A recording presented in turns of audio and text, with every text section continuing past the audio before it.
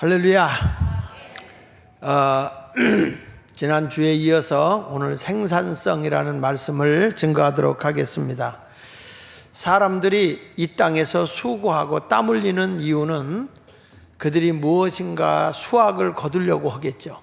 그 수확을 거두어 드릴 수 있는 것이 생산성이라고 저는 말할 수 있어요.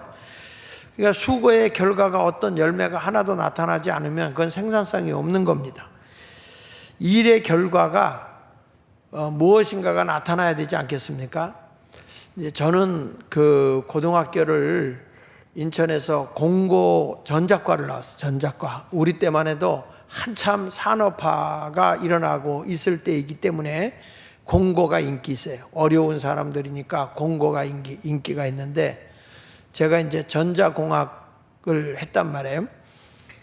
근데 이제 고등학교 때 3학년 2학기가 되면 이제 현장으로 나가요. 현장으로 가서 이제 실습도 하고 직장에 들어가기도 하는데 저는 이제 어디로 갔냐면 부평에 있는 대우전자 거기에 들어갔어요. 근데 제가 전교 학생회장을 했다고 가자마자 라인장을 주더라고. 라인장. 그 한 라인을 책임지는 거예요. 근데 우리가 그때 뭘 만들었냐면 그 라디오를 만드는데 그 트랜지스터 라디오가 있어요. 트랜지스터 라디오. 근데 그 트랜지스터 라디오가 있었고 그 전에는 이제 진공관, 정규에서 진공관 라디오가 있었는데 이 트랜지스터를 생산할 때 어떻게 하냐면 그 라인으로 쭉 오다 보면 이제 키트를 놓는 사람, 거기다가 콘덴서를 박는 사람, 위치가 다 정해져 있어요.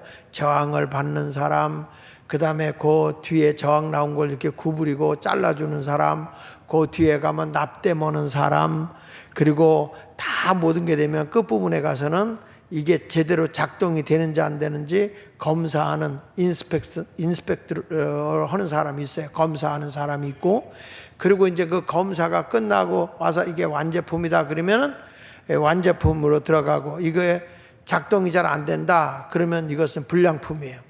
불량품으로 옆으로 이렇게 던져 놓아요. 그러면 또 그 불량품만 또 수리하는 팀이 옆에 있어요. 그래서 그 불량품을 수리를 해가지고 정상이 되면 이제 이게 이쪽으로 놓는 거거든요. 근데 만약에 이 라인이요, 이 생산 라인이 이렇게 쭉 굴러 내려가는 거예요. 이게 멈춰 있는 게 아니고 계속 이게 내려가고 있기 때문에 그냥 뭐 한눈 팔 생각이 없습니다. 한눈 팔 여력이 없고 딴 생각할 틈이 없어요. 그냥 오면 바로 진공관 그냥 거기다 끼고 또 옆으로 고개 내려놓으면 그 밑에 가서 콘덴서 끼는 데가 있고 그 밑에 가면 또 뭐 거기에 그 전압류 그 끼는 게 있고 뭐 다 나엘이 있어요.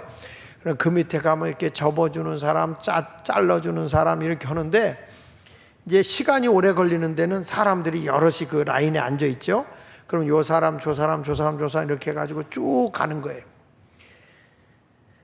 여러분 딴 생각하고 잡담할 시간이 어디 있어요? 잡담하는 순간에 그냥 지나가 버리는데.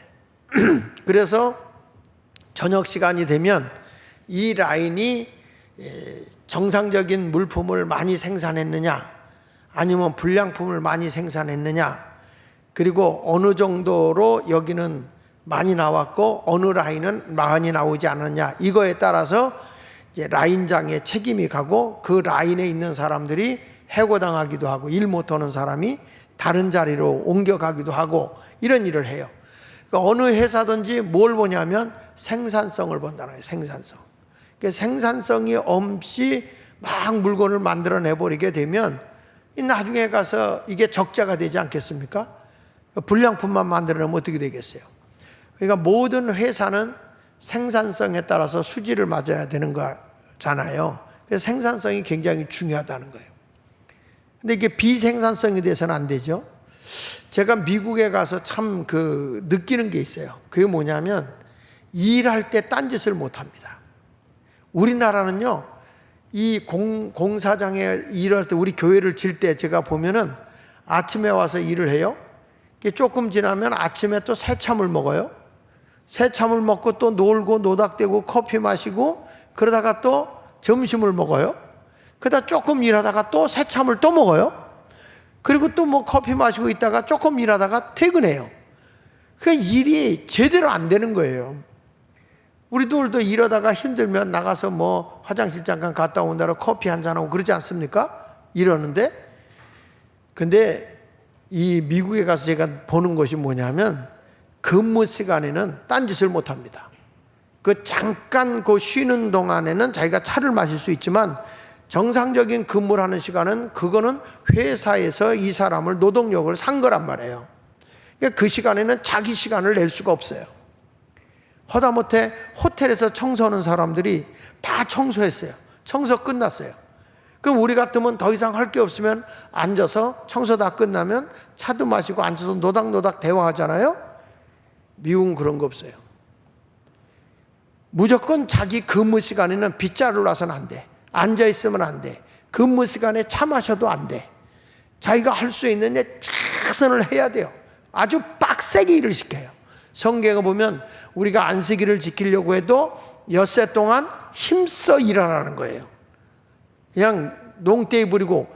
그거 보면 한국이 일하는 데 자유가 제일 많은 것 같고, 그러니까 쓸데없는 생각을 많이 하는 것 같아. 여러분, 최선을 다해서 생산성 있는 사람이 되어야 되는 거예요.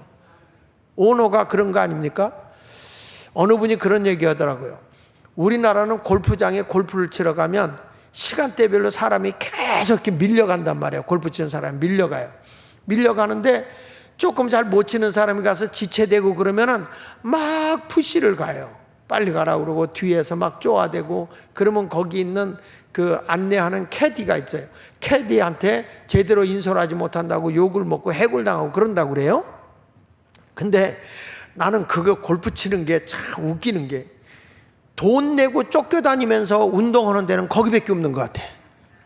아니, 자기가 충분히 돈을 내면 그게 다르잖아요.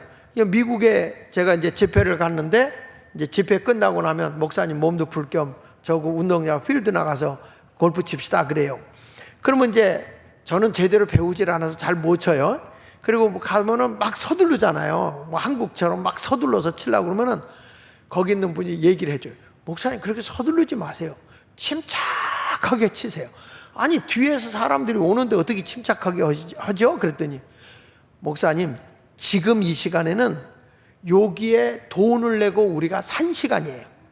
그렇기 때문에 우리가 쓸 수 있는 이 시간대에는 저 사람들이 간섭할 수가 없어요. 그 사람들은 계속 기다리고 있더라고요. 근데 우리는, 대한민국은 그랬다가는 난리 바가지에다가 물배가지까지 맞아. 이게 안 되는 거예요. 그러니까 이것이 이제 자기들의 수익을 올리려고 그렇게 하는 것이죠. 자, 여러분, 우리는 농사를 짓는 사람도 생산성 있게 농사를 져야 돼. 그렇죠? 생산성 없이 농사 지면 안 돼. 내가 예를 들면 식당을 하나 해도 거기서 수입이 생기고 생산성이 있어야지, 생산성이 없이 비생산성이 생기면 안 되잖아요. 오늘 성경 말씀 마태복음 7장 16절 20절에 이런 말씀이 나와요. 그들의 열매로 그들을 안다. 수확에 어떤 열매를 거둬들이냐에 따라 달라진다는 거예요. 가시나무에서는 포도를, 엉겅퀴에서는 무화과를 따길 수 있겠냐? 그러면서 17절에 이와 같이 좋은 나무마다 아름다운 열매를 맺고 못된 나무가 나쁜 열매를 맺나니 좋은 나무가 나쁜 열매를 맺을 수 없고 못된 나무가 아름다운 열매를 맺을 수 없느니라. 아름다운 열매를 맺지 아니하는 나무마다 찍혀 불에 던져지느니라. 이러므로 그들의 열매로 그들을 알지라. 열매로 하는 거예요. 열매. 좋은 나무는 좋은 열매 맺어요. 나쁜 나무는 나쁜 열매 맺습니다. 아카시아 나무에서 어떻게 사과가 나올 수 있겠습니까? 우리는 좋은 포도나무에서는 포도 열매, 사과나무에서는 사과 열매가 맺어지는 것이죠. 그러니까 우리가 이런 것을 보면 우리가 어떤 사람이 돼야 되느냐, 좋은 사람은 좋은 열매를 맺는다 말씀하고 있어요. 예수님은요, 무화과 나무에 갔는데 그 무화과 나무에 열매가 없어요. 생산성이 없는 무화과 나무를 저주해서 말라 죽게 했어요. 열매가 없는 나무는 죽는 것입니다. 신앙생활도 똑같아요. 여러분, 우리 하나님이 어떤 사람이 되기를 원하느냐? 우리가 추수감사주일이니까 감사한금 한번 내면 된다, 이게 아니고, 내가 금요 심야기도 때 그런 설계했지만, 예수 믿는 사람에게는 열매가 있어야 되는데 성령의 9가지 열매가 있어야 된다. 내가 예수 믿고 은혜를 받았다, 성령 받았다 그러면 사랑과 희락과 자비와 양성과 오래 참음과 충성, 온유, 절제 이런 것들을 했잖아요. 사랑과 희락과 화평과 오래 참음과 자비와 양성과 충성과 온유와 절제 이런 9가지 열매가 우리들에게 나타나야 된다 이 말이야. 그런데 그런 열매가 없으면 됩니까? 그리고 또 무슨 열매 맺으라고 했어요? 빛의 열매를 맺어라. 빛의 열매는 착하고 의로움과 화평을 누리는 거예요. 그러니까 사람이 살아가면서 어떻게 우리가 생활하는데 그렇게 빛의 열매를 아름답게 맺지 못하고 살아갈 수 있느냐. 그러니까 우리가 보면 아무리 예수를 믿는다고 해도 열매 없는 신앙생활에서는 안 된단 말이죠. 그래서 오늘 신앙에 합당한 열매를 맺는 여러분이 되시기를 바랍니다. 그러면 어떤 사람이 생산성 있는 믿음 생활을 하는 거냐? 첫째가 주님 안에 거하는 자라고 그랬어요. 주님 안에 거하면서 살아가는 삶이 생산성 있는 삶이라는 것이죠. 오늘 요한복음 본문 15장 4절에 이런 말이에요. 내 안에 거하라. 나도 너희 안에 거하리라. 내 안에 거하라. 예수 안에 거하라는 거예요. 예수 안에 붙어 있어라. 가지가 포도나무에 붙어 있지 않으면 스스로 열매를 맺을 수 없음 같이 너희도 내 안에 있지 아니하면 그러하리라. 이렇게 말씀을 하고 있습니다. 여러분 어디 안에 살아야 된다고요? 주 안에서 살아야 돼. 주 안에서. 우리 자녀들이 어느 안에서 살아야 돼요? 주 안에서. 주 안에 살지 않으면 나쁜 열매를 맺는 거예요. 저는 시골에 살 때 그 열매를 맺는데 그 열매 가운데 보면 고염열매, 고염나무가 있어요. 고염나무. 고염나무는 열매가 많이 맺지만은 잘잖아요. 작잖아요.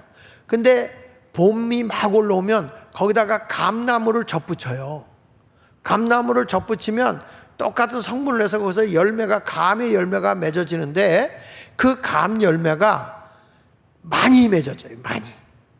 그래가지고 그 접붙임을 이루어지는 거예요. 여러분 우리도 원래는 아주 그 돌감난나무 같이 인간은 죄성이 있어요. 그래서 예수와 접붙이지 않으면 그 사람은 선의 열매를 맺을 수가 없어요. 예수가 없는 사람은 사악하게 산다니까요. 그러니까 예수 안에 들어가는 사람들은 좋은 열매를 맺을 수 있다. 이렇게 말씀하고 있는 거예요. 근데 예수가 없으면 악해지죠. 타락의 길을 걸어갈 수밖에 없죠. 질서도 없고 그냥 막 엉망이 돼버리는 거죠. 우리도 이제 전도합시다. 에?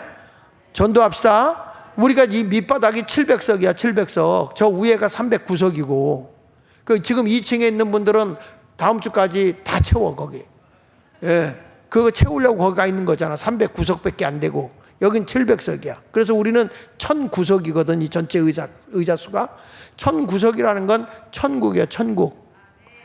어느 교회는 일부러 천사를 하더라고. 천사. 난 천사보다는 천국이 더 나을 것 같아서 1009석으로 했어. 이거 다 계획하고 의자 놓은 거예요. 우리가 이렇게 하면서 1부, 2부, 3부 다 채워야지. 전도해야지. 아까 전화 왔던 그분이 이찬용 목사 성만교회예요. 그 시간에 전화 온 목사님도 대단한 분이에요. 근데 이 교회는 아마 2부 예배가 11시 반이나 이렇게 되겠죠.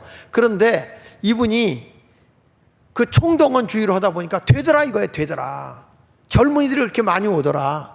539명을 전도했는데 그래서 더 하자. 이 코로나 때문에 더 하자. 그래가지고 이번 주간에는 전도를 위한 특별 새벽 기도를 한다고 그러더라고요.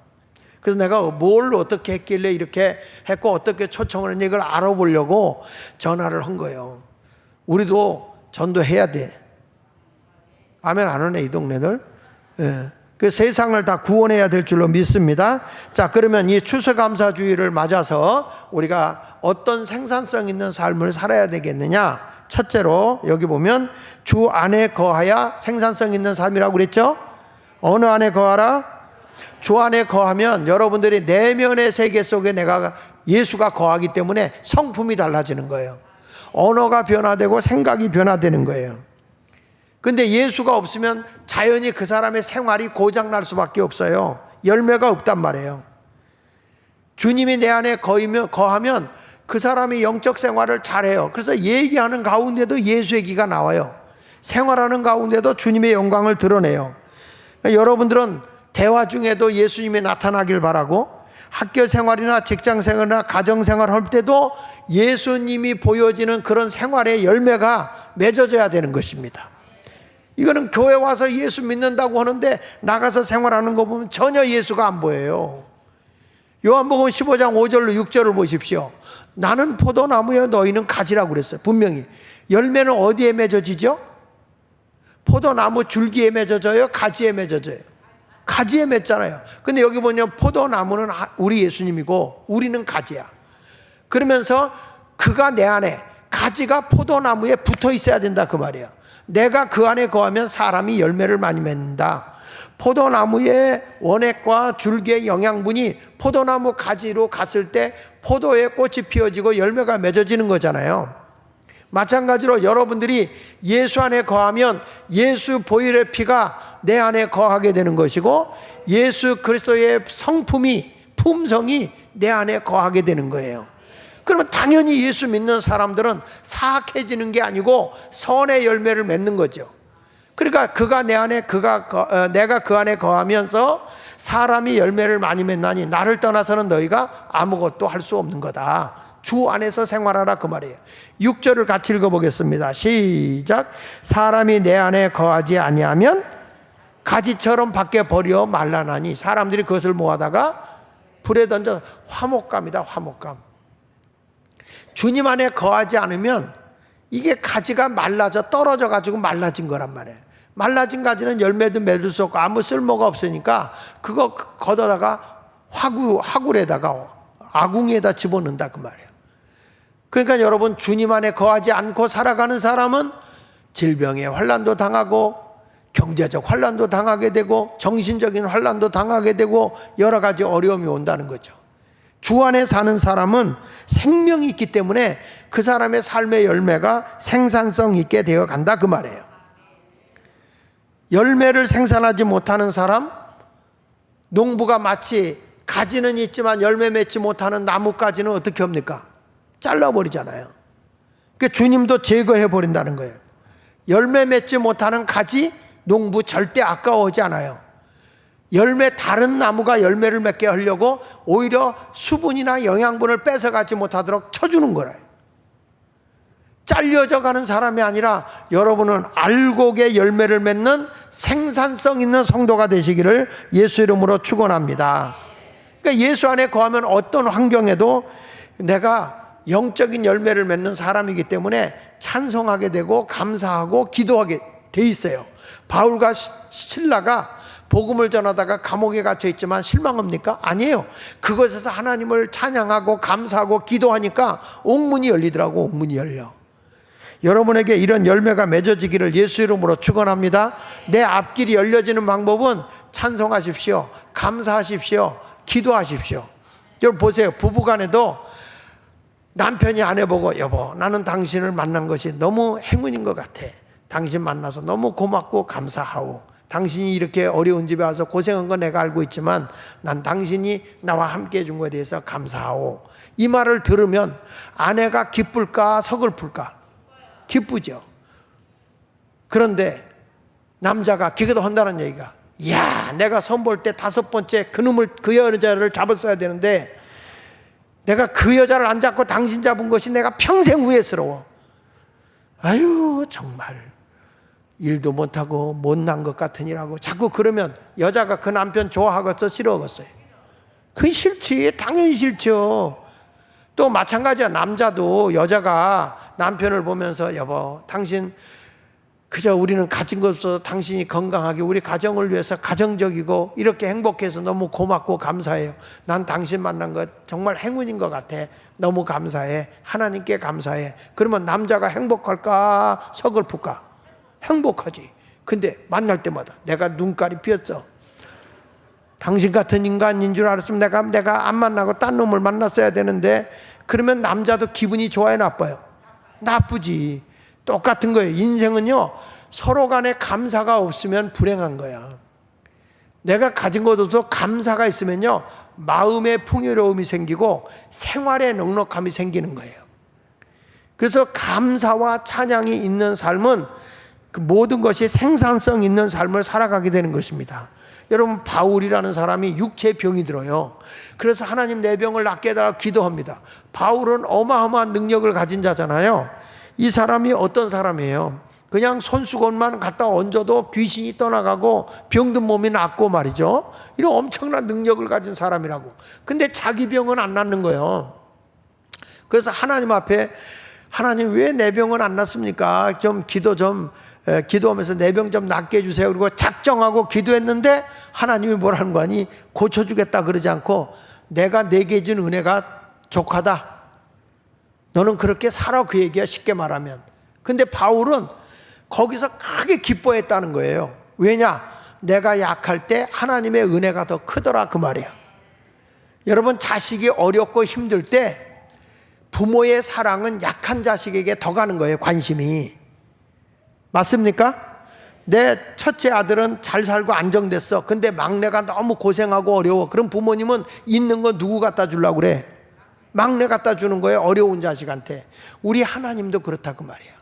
내가 힘들고 어려울 때 하나님 앞에 눈물을 흘리며 기도하잖아. 하나님은요, 그렇게 고통당한 사람을 가까이 하시는 거예요. 그래서 고린도후서 12장 9절로 10절을 한번 읽어봅시다. 나에게 이르기를 내 은혜가 내게 족하도다. 병 낫기를 위해 기도했더니 하나님 응답해서 고쳐주는 게 아니라 내 은혜가 내게 족하다. 이는 내 능력이 약한 데서 온전하여지더라. 내가 약하니까 하나님을 붙잡고 하나님 앞에 겸손해지더라는 거예요. 그랬더니 10절을 읽어봅시다. 시작. 그러므로 내가 그리스도를 위하여 약한 것들과 능력과 궁핍과 박해와 곤고를 기뻐하노니 이는 내가 약한 그때에 뭐다? 강함이다. 바울이라는 사람은 응답이 안 되고 연약할 때 자기는 더 기뻐했다 그랬어요. 더 기뻐했다. 왜? 내가 약할 때 하나님이 강한 은혜를 주더라. 강한 사랑을 베풀어 주더라. 그러니까 주 안에 사는 사람은 근심하거나 걱정하지 마십시오. 그리고 언제나 내 삶을 주님께 드리는 삶을 살아가시기를 바랍니다. 기쁨이 없고 열매가 없는 사람은 예수님에 붙어 있지 않기 때문에 그래. 근데 주 안에 붙어서 살아가는 사람은 항상 기쁜 거예요. 내가 주를 위해 희생하고 헌신하는 게 너무 기쁜 거예요. 성경에도 엿새 동안 힘써 일해라. 내가 주님 전에 와서 봉사하고 열심히 일하는 거 그 기뻐해야 돼요. 성경에 이사야서 58장 13절에 보면 안식일은 이날은 즐거운 날이고 존귀한 날이라 그랬거든. 예배 드려갈 때 주님 안에 즐겁게 지내고 내 하나님 은혜 너무 감사합니다, 사랑합니다, 이런 모습으로 가야 되는 거죠. 하나님께서 아브라함에게 내 사랑하는 독자 이삭을 하나님 앞에 제물로 드려봐라. 근데 아브라함은 하나님 절대주의 신앙이니까 이삭을 모리아산에 올라가서 제사로 드리려고 할 때 우리 하나님이 급하게 천사를 내려보내면서 아브라함에게 손을 대지 못하게 했어요. 창세기 22장 12절에 보니까 사자가 이르시되, 천사가 이르시되 그 아이에게 내 손을 대지 말라. 그 아이를 죽여서 제물로 드려 칼을 뽑았는데 하나님이 천사를 보내서 그에게 손을 대지 말라. 그에게 아무 일도 하지 마라. 내 아들 내 독자라도 나에게 아끼지 아니하였으니 이제야 내가 하나님을 경외하는 줄 알았다. 그래서 하나님이 여호와 이레 준비된 복을 주시는 거예요. 저와 여러분들은요, 하나님 앞에 인정받는 신앙생활을 해야 그것이 생산성 있는 신앙생활인 거예요. 아무리 해도 주님의 뜻대로 살지 않으면서 주님의 안에 거하지 않고 내 멋대로 살면서 주님 이거 해주세요 저거 해주세요 안 된다 이거죠. 주님 안에 거할 때 행복한 거예요. 할렐루야. 내가 어렸을 때 아버지 안에 거할 때 아버지가 엄해도 부족함이 없더라고. 아버지 안에 거할 때. 내가 중학교 2학년 때, 내가 그전에도 한 얘기지만 집안이 너무 어려웠어요. 그래서 내가 장학금을 받아서 공부를 해야 되겠다. 그래가지고 열심히 공부를 했습니다. 그러니까 평균 90점만 맞으면 장학금을 줘요. 그래서 공부를 열심히 해가지고 딱 시험 보러 갔는데 학비를 못 냈다고 시험을 못 보게 하는 거예요. 그래서 선생님한테 담임 선생님이 김문수 선생이야. 돌아가셨어요. 그 선생님이 나한테 학비만 대줬으면 얼마나 좋았겠어. 근데 그 선생님이 뭐라고 얘기하냐면 학비를 안 내서 시험을 못 본다는 거야. 그래서 선생님, 내가 내일이라도 어떻게 하든지 빚을 내서라도 아버지를 졸라서 갖고 올 테니 시험만 보게 해주세요. 그랬더니 선생님이 안 된대. 학교 방침이라 안 된대. 그래가지고 바깥에 쫓겨난 거예요. 그날 시험 보는 과목이 4과목이에요. 4과목.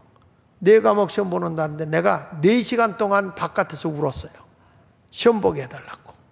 그랬는데도 돈이 없으니까 쳐다보지도 않아요. 근데 이런 놈도 있어. 시험 안 보고 시험 공부를 안 하고 온 애들이겠지.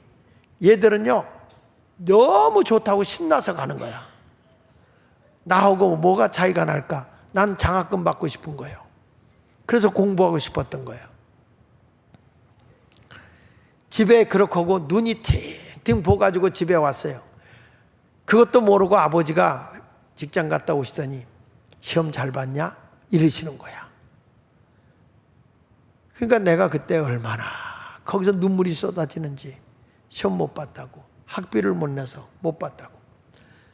그러니까 아버지가 어디 가서 돈을 빌려다가 전체를 못 내고 반액 막 분납으로 낸 거야. 그래서 그 다음 날부터 시험을 봤어요. 근데 평균 90점이 나옵니까? 네 과목이 빵점인데. 근데 그때 나는 선생님도 싫고 아버지도 싫은 거야. 우리 아버지 어머니가 그렇게 기도하고 신앙생활 열심히 하는데 왜 우리 집이 이렇게 가난해서 자식이 학비도 못 주느냐. 그래서 제가 부득이하게 집에 있는 걸 갖고 가는 게 아니라 다 내 몸에 지니고 있던 시계도 다 내려놓고 알몸으로, 왜? 집안이 어려우니까 가출을 한 거야. 가출.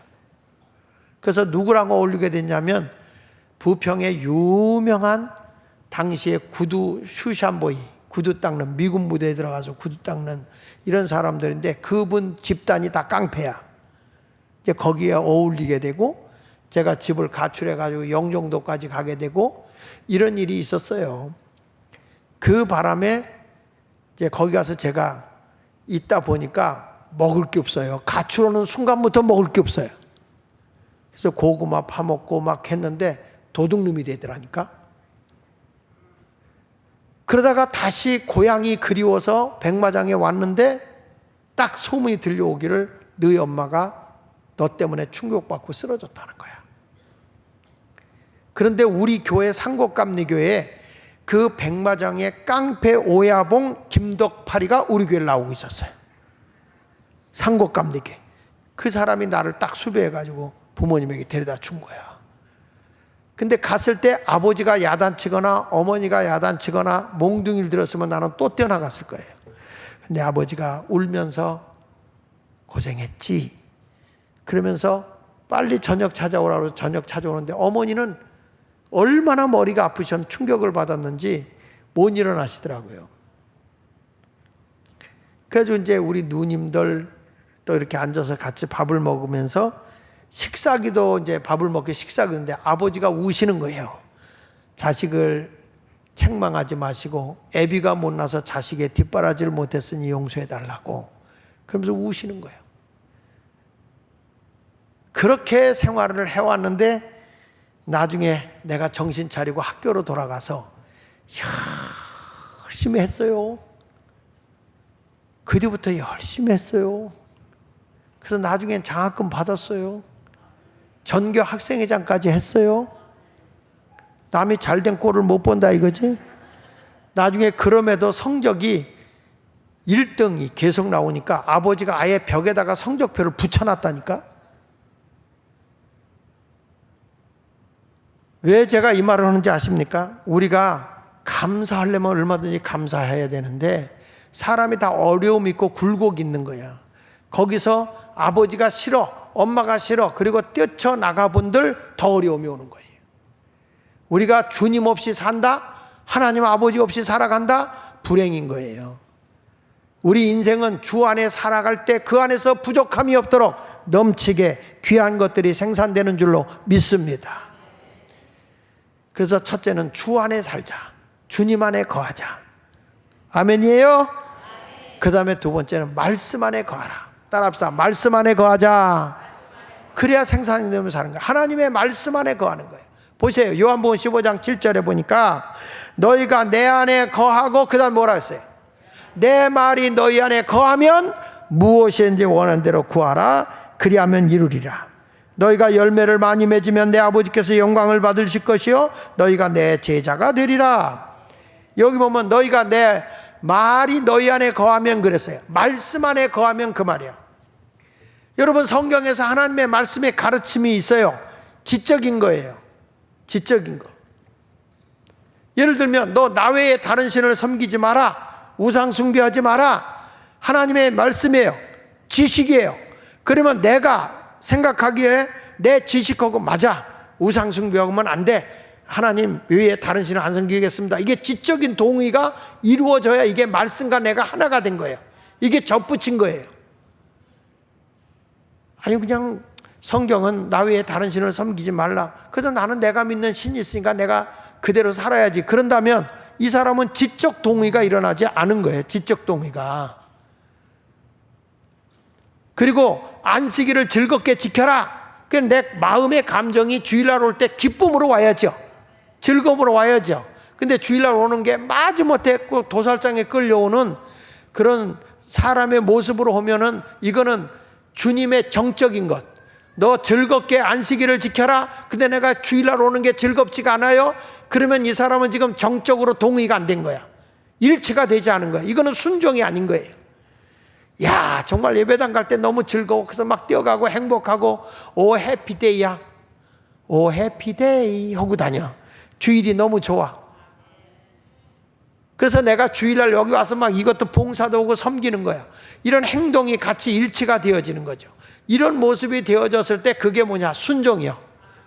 너희가 내 말에 거한다는 것은 지정의와 내 생각의 지정의, 지식적인 것과 내 마음과 내 행동이 하나님의 말씀과 똑같이 일치가 될 때 이게 하나 된 거예요. 이게 순종한 거예요. 이런 자에게 주님이 뭘 주느냐? 응답을 주고 복을 준다 그거예요. 하나님의 말씀에 순종하는 자가 되시기를 축원합니다. 자, 예를 들면 추수감사절을 지켜라, 수장절을 지켜라. 하나님의 절대적인 명령이에요. 그럼 우리는 순종해야 돼. 추수감사절 매년마다 뭐 하는 건데 뭐 이게 아니라 이건 왜 해야 되지? 하나님의 명령이니까. 신명기 16장 16절로 17절에 너희 가운데 모든 남자는 1년에 3번 곧 무교절, 무교절은 해방절이에요. 애굽에서 나온 거. 77절 이스라엘 백성들이 초막에서 지낸 거. 다시 말하면 이 77절에 십계명도 주어졌고 신약에 와서는 예수님이 6월절에 십자가에 못 박혀 돌아가시고 무교절에, 그리고 예수님이 50일째 되는 날 성령을 주신 날이야. 교회 탄생일이야. 오순절이라고도 하고 77절이라고도 하고 맥추절이라고도 하는 거예요. 그 다음에 이 수장절이라고 하는, 이 초막절이라고도 하고 수장절이라고 하는 연말에 지키는 이 추수감사, 이것을 하나님께 지키는데 어디서 드리냐? 아무 데서 지키는 게 아니라 여호와께서 택하신 곳 교회에서 여호와를 배웁되 하나님을 뵙는 거예요. 여러분들이 추석날 되면 고마운 누구 찾아가요? 부모님 찾아가고 또 어르신들 찾아가죠? 찾아가시죠? 감사의 표시를 하러 가는 거예요. 갈 때 빈손으로 가요? 아니죠. 그래서 하나님도 똑같아. 너희가 이 추수감사 올 때 하나님에게 찾아와라. 근데 빈손으로는 안 된다. 빈손으로 여호와를 뵙지 마라. 17절 시작. 각 사람이 네 하나님 여호와께서 주신 복을 따라, 하나님이 내게 복을 주신 대로 그 복 주신 크기만큼 힘을 다해서 드리는 자가 되라. 우리가 이렇게 하나님의 말씀을 따라서 순종하게 되면 여러분들이 복을 받게 되는 거예요. 특별히요, 하나님과 우리와의 약속이 되어 있는 게 있어요. 언약, 커버넌트라고 하는 계약 관계가 있는데, 그게 뭐냐면 하나님이 너하고 나하고 감사의 제사를 드리면 내가 너희가 잘못을 하고 하나님의 심판을 받아야 될 때도 내가 그 제사의 제물 때문에 너희를 책망하지 않겠다. 감사의 제사를 드리면 책망하지 않겠다는 거예요. 그런데 하나님을 알지 못하고 하나님을 잊어버리고 감사가 없을 때는 내가 너희를 찢어버리겠다, 이렇게 말해요. 시편 50편 5절을 보시면 이르시되 나의 성도들을 내 앞에 모으라. 이 성도라는 건 하나님의 부르심을 입은 자들의 거룩한 무리들이에요. 이 성도들을 내 앞에 모아라. 하나님 앞에 모아라. 그들은 제사로 나와 연약한 이들이다. 제사로 나와 언약했다. 커버넌트다. 계약을 맺었다. 무슨 제사냐? 감사의 제사를 드리는 것을 언약을 했다. 그러면서 6절에 하늘이 그의 공의를 선포하리니 하나님이 그는 심판장이로다. 하나님이 너희가 감사를 진심으로 하는지 안 하는지 내가 심판하겠다. 내 백성아 들을지어다. 내가 말하리라. 하늘이 그 이스라엘아 내가 내게 증언하리니 나는 하나님 곧 내 하나님이다. 그러면서 다 같이 나는 8절 보세요. 나는 내 뭐 때문에? 감사드리는 제물 때문에 너를 뭐 하지 아니하니? 책망하지 아니하리니 내 번제가 항상 내 앞에 있다. 감사의 제사가 내 앞에 드려지기 때문에 내가 너의 제물을 보고 책망하지 않을 것이다, 이렇게 말하는 거예요. 저와 여러분은요 하나님과 계약관계예요. 무슨 계약이냐? 감사의 제사를 드려야 돼. 예수 믿는 사람은 항상 감사해야 돼. 범사에 감사하라. 우리는 안 돼도 감사하고 잘 돼도 감사하고 흥할 때도 감사하고 쇠할 때도 건강할 때도 병이 났을 때도 하여튼 감사해야 하나님이 기뻐하는 거예요. 그런데 하나님의 이 말씀을 잊어버리고 감사를 안 하게 되면 어떻게 되는가? 22절에 보니까 시편 50편 22절에 이렇게 말하는 거예요. 하나님을 잊어버린 너희여 이제 이를 생각하라. 뭘 생각하라는 거예요? 감사의 제사로 맺어진 백성인 걸 생각하라. 그렇지 않으면 내가 너희를 뭐하리니? 찢으리니 건질 자가 없다. 하나님이 찢어버린다는 거예요. 그러니까 하나님을 잃어버린 백성이 흥한 적이 없어요. 성경의 역사 속에 보면 하나님 앞에 원망하고 불평하던 백성들은 다 망하는 거예요. 이스라엘 백성들이 광야에서 하나님에 대해서 원망하고 불평한 사람은 광야에서 다 죽은 거예요. 다 죽은 거예요. 하나님이 찢어버리는데 그를 건질 자가 없다는 거예요. 그런데 요런 제사를 드린 자는 어떻게 한다고 그랬어요? 23절에 그렇지만 감사로 제사를 드리는 자는 하나님을 영화롭게 하는 자이기 때문에 그의 행위를 감사를 옳게 하는 자에게 뭐 한다고 그랬어요? 하나님의 구원을 보여준다는 거예요. 여러분을 건져준다는 거예요. 흥하게 해주겠다는 거예요. 이 추수감사는 굉장히 중요한 절기라니까요. 감사의 제사는 이걸 올바르게 하라는 거예요. 올바르게. 그런 자에게 하나님의 구원을 보게 된다. 내가 아무리 실패했어도 말씀에 의지하고 감사하십시오. 베드로가 밤새도록 고기를 잡았어요. 실패했습니다. 해변가에 나왔는데 예수님이 말씀을 전하면서 베드로에게 깊은 데로 가서 그물을 내려 고기를 잡아라. 베드로의 지식적인 경험으로는요 지금까지 낮에 고기가 잡힌 적이 없어요. 그런데 예수님이 깊은 데로 가서 그물을 내려 고기를 잡아봐, 그런 거예요. 이때에 베드로가 자기 경험의 지식을 무시해버리고 말씀의 지식에 동의해서 나가는 거예요. 그래서 말씀에 의제, 이게 바로 일치됨이요 순종인 거예요. 마음도 그 말씀을 기쁨으로 받아들였고 행동으로 옮긴 거예요. 지정의가 하나가 된 거예요. 자 보십시오. 누가복음 5장 5절로 6절. 시몬이 대답하여 이르되 선생님 우리들이 밤이 새도록 수고를 했을 때 잡은 것이 없습니다. 우리 경험상 주의 말씀은 우리가 지금까지 해온 것과는 다릅니다, 그 말이야. 그렇지만 말씀에 뭐하여? 의지하여.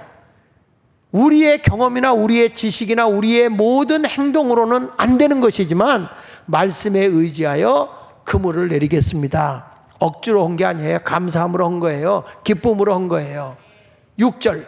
그렇게 하니 말씀대로 동의, 지적 동의를 하고 마음을 기쁘게 하고 행동으로 그걸 보였더니 고기를 잡은 것이 너무너무 많았다. 그물이 터지도록 잡혔다. 할렐루야. 여러분, 이게 말씀을 의지하는 신앙생활인 거예요. 말씀 안에 거하면 이런 생산적인 복이 오는 겁니다. 생산성이 넘쳐나는 거예요. 이삭이 흉년된 땅에 하나님이 그대로 거하라 그랬더니 오랫동안 거했다는 거예요. 농사지면 실패하고 농사지면 실패하는 거예요. 그래도 주의 말씀에 순종해서 오래 거하였더니 성경이 이렇게 말해요. 마침내 이삭이 하나님께 복을 받는데 100배나 받았다. 100배나. 그래서 거부가 되었다는 거예요. 여러분, 힘들어도 하나님의 말씀에 인내하면서 지내면 마침내 응답이 되는 거예요. 엄청난 부자가 되니까 그 나라의 왕인 블레셋의 아비멜렉 왕이 이삭을 쫓아내버려. 너는 다른 나라 사람이 내 나라에 와서 부자 되는 거 인정 못하겠어. 나가. 그 쫓겨나요. 그 이삭이 쫓겨나가지고 이제 그랄 골짜기에 가서 아브라함 때 우물 팠던 데를, 거기는 이제 사막지대니까 물이 중요하단 말이에요. 그래서 우물을 메꿔놓은 거를 파냈더니 거기서 샘이 콸콸콸콸콸 나오는 거야. 아멘하는 사람만 모든 게 터져요. 콸콸콸콸 나오는 거야. 그랬더니 그 밑에 있던 그랄 목자들이 와가지고, 야, 여기서 물을 빼먹으면 저 밑에 물이 안 나와. 그래가지고 그 우물을 메꾸고 이삭의 목자들하고 다툼이 생긴 거야. 그러니까 이삭이 싸우지 마라 그래놓고 거기다가 에색, 다툼이라는 이름을 딱 붙여놓고 이제 어디로 갔냐면은 위로 올라갔어. 위로 올라가 또 샘을 파니까 거기서 다른 사람이 샘을 파면 안 나오는데 이삭이 파면 희한하게 샘이 터져. 나는 우리 교인들이 그런 사람이 됐으면 좋겠어. 다른 사람이면 안 되는데 예수 말 교인들이 오면 돼. 그렇게 아멘 해가지고 평생 안 돼. 다시, 우리 예수 말교 성도들이 파면 돼. 그러니까 또 이 그랄 목자들 와서 이것도 우리 땅이야. 그리고 뺏어버리네. 그래서 거기는 대적했다. 그래서 신나. 이름이 신났나 봐요. 신나. 이름을 붙였어요. 그리고 이삭이 르호봇이라는 곳에서 샘을 팠더니 거기도 또 칼칼칼칼 물이 나와. 거기는 싸움이 없었어요. 거기서 목축을 하는데 이삭이 그렇게 시달리는데도 너무너무 부유해지는 거예요. 점점 잘 되는 거예요. 하나님이 한번 인정하잖아요. 어마하게 되는 거예요. 생산성이 막 넘쳐나는 거예요. 그리고 났더니 여기가 좁다. 우리 더 넓은 데로 가자. 그래서 부엘사바에 가요. 부엘사바에 갔더니 거기도 우물을 봤더니 거기는 물이 콜콜콜 나오는 게 아니라 콸콸콸콸콸콸 나와. 그리고 나서 거기서 엄청난 부를 누린 거예요. 그러니까 블레셋의 왕 아비멜렉이 군대 장관하고 밑에 경제 장관을 데리고 옵니다. 비서하고 같이 와서, 이삭아, 내가 멀리서 보니까 하나님이 너와 함께 하는구나. 이런 하나님이 함께하지 않고 너 이렇게 큰 생산성 있는 삶을 살 수가 없어. 그러니 우리 더 이상 다투지 말고 화목하게 지내자. 쥐가 시비 걸었지 뭐 이삭이 시비 걸었나? 그러니까 우리 화목하게 살자. 그 이삭이 좋습니다. 그리고 밥을 잘 대접해서 배꼽이 툭 튀어나오도록 대접을 한 거야. 그래서 화해하게 된 거죠. 여러분, 하나님의 복을 주는 사람은 망하는 게 아니라 다시 일어나는 거예요. 제가 두 가지를 여러분에게 말씀했어요. 내가 생산성 있게 이 세상을 살아가려고 하면 두 가지를 꼭 기억해라. 주님 안에 살겠다. 그러니까 내가 가는 곳마다 예수를 증거해라 이 말이야. 두 번째는 뭐냐? 말씀대로 지정의가 일치되도록 살겠다. 오늘 이 자리에 와서 아무리 하나님 말씀을 증거해줘도 내 생각대로 살아가면 그건 말씀 안에 거하는 게 아니에요. 자기 논리, 자기 주장으로 가면 되겠습니까? 하나님의 말씀 안에 거하고 살아가야죠. 믿으시면 아멘 하세요. 할렐루야. 그러니까 지금도 우리나라 보십시오. 이렇게 전 정권이 비리를 엄청나게 저지르는 게 막 드러나잖아. 아마 여러분 상상 초월하게 드러날 거야. 역사 이래로 그렇게 깨끗하다고 주장했던 사람들이 이렇게 비리를 저지를 수가 있어요. 그래도 정말 하나님이 하나님이 이 나라를 사랑하긴 사랑해. 그렇게 국가에 빚을 져놓고 그냥 막 비리를 저질렀는데도 그래도 하나님이 이 나라 망하지 않게 해놓은 거 보면 너무 감사한 거예요. 감사한 거예요. 생각해 보세요, 여러분. 우리 한국은 한강에 기적을 일으켜서 지금 군사력에는 국방력이 세계 6위입니다. 6위, 한국이. 이거 어디 북한에 가서 하려고 그래? 국방력이 6위예요. 그뿐이 아닙니까? 경제력이 지금 우리는 10위권이에요. 10위권. 어떤 사람은 일본보다 지금 앞서기 시작했다고 할 정도거든요. 대한민국은 대단한 나라입니다. 이게 어디서 보냐? 기독교의 신앙 안에서 이루어진 거예요. 근데 이렇게 비리를 져줘도 하나님이 이 나라를 지켜줬는데 그게 어디서부터 일어난 거예요? 한강의 기적 아닙니까? 한강의 기적. 근데 요즘에 보면 대동강의 기적을 추구하는 사람이 있어요. 한강의 기적을 이승만 대통령, 박정희 대통령 때 이루어놨는데 지금 김일성 주체사상이라고 그래서 대동강의 기적이 뭡니까? 대동강은요, 기적을 일으켜서 김일성이 그래가지고 1년에 300만이 굶어 죽어. 300만이 굶어 죽는 게 대동강의 기적이야. 우리는 한강의 기적이라서 이렇게 살게 해준 거 감사해야 되는 거 아니야? 그런데 이 김일성 주체 사상을 추앙하고 촛불 들고 나오고 저거 여적죄. 대통령이 잘못한 것도 없는데 물러나라. 이제 박근혜 이명박 대통령 때 재미를 봤거든 쟤들이. 어제도 보니까 뭐 촛불에 그냥 단체로 동원해가지고 엄청나게 나온 거예요. 오늘 제가 창원 집회 가는데 자리가 없어. KTX가 자리가 없어. 입석도 없고 뭐도 없고. 왜 그런가 그랬더니 오늘 다 서울 올라왔다. 오늘 내려가나 봐. 난 여러분에게 말씀해요. 우리는요, 하나님의 도우심으로 생산성 있는 나라가 돼야 돼. 세계 우뚝 쓰면 우리 남북 통일만 돼 보십시오, 여러분. 대한민국의 기술력과 저들의 노동력이 연합되면요, 세계 G2 국가가 된다니까. 세계의 두 번째 강대국이 된다고요. 이런 소망을 가지십시오. 왜 그러냐면 최고로 똑똑한 나라가 세계에서 조사해 보니까 대한민국이요. 최고로 똑똑하고 잘난 사람들이 한국 사람이요. 두 번째로 잘난 사람이 북한 사람이요. 진짜로. 왜냐하면 글을 모르는 사람이 없는 거예요, 한글 때문에. 그러니까 한국 사람이 똑똑하다니까요. IQ가 좋다니까. 여기는 전부 다 중국 가서 살라고 그래? 다만 우리는 말씀 안에 굳게 서고 주 안에 살면 된다. 아멘. 우리나라는 기독교의 정신 안에 나라가 세워진 나라야.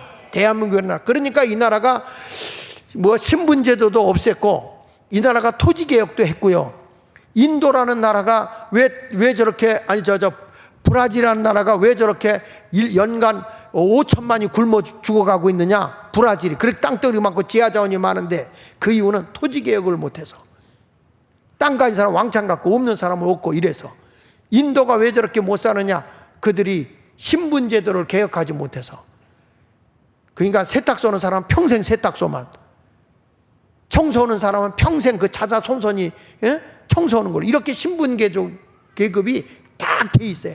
카스트 제도라고 그래가지고 딱 제도가 돼 있어요. 그 신분개혁을 못해서 인도가 못 사는 거예요.